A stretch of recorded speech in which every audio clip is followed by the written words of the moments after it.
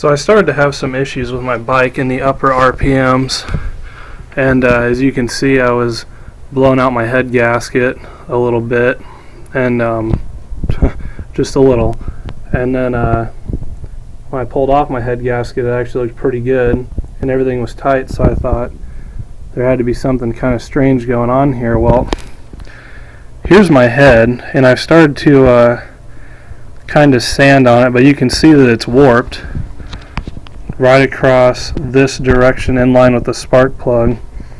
Now when you look, and I've been sanding on it, it down here and up here by the spark plug, they haven't started to show up yet when I've been sanding, so it's obviously warped, and you can set it down here in this in a U shape like that. So anyway, if you do have this problem, what I'm doing here, ouch,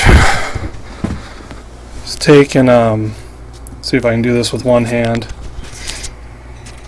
taking some very fine grit sandpaper, and I have this is the most coarse, middle coarseness, and this is real fine, so that's what I'm going to finish it with. And this is pretty fine to start with anyway, but what I try and do is lay it down flat and then go in a figure 8 pattern with it, not really pushing down on it too hard. I can't really show this too well, as I really need to tape down my my sandpaper to do this, but this will add compression, so you only really want to do what you have to get the uneven surface flush, and you definitely want to go in that figure 8 pattern. You can't really see it, but it gives you a nice cross hatch, and it comes out nice and even. So, and anyway, we'll see what happens here, but it could work as a decent performance mod, boost the compression a little bit.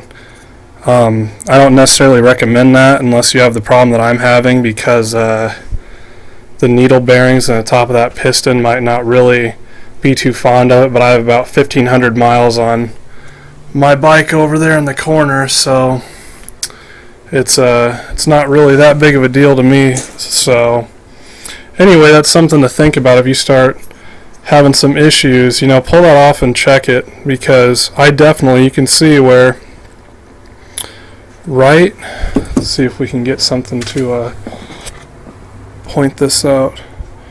Right along this surface and this surface here, you can see where it's not making contact, and here it is making contact on the sandpaper.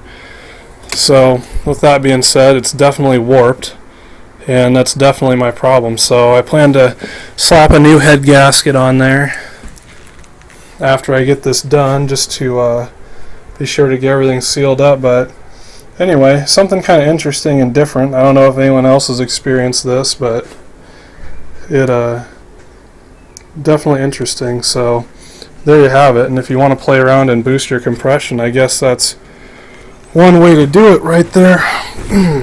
So here's kind of what the finished product looks like after I went over with the finest grit sandpaper, and you can see it has a nice shine to it. Be sure that if you do this for a warped head or compression reasons, whatever reason you take off your head and you do this, you make sure that you clean all the aluminum shavings out of the combustion chamber area. I just ran water through it and kind of dried it off, and it got most of it out of there, but you don't want that floating around inside your on your piston skirts and everything. So anywho, I wanted to make a note that when you do install your head, which also if you have clearance issues, you can actually install your head's universal, you can install it either way. So if you have clearance issues with your spark plug, you could actually flip it around and install it in this orientation as well, though I do believe it's better off to be installed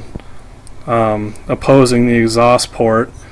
But when you do install your head, what you want to be sure to do is tighten down your head bolts in a cross pattern and tighten them down a little bit at a time. So what that means is you would tighten this one then that one, then this one, then that one.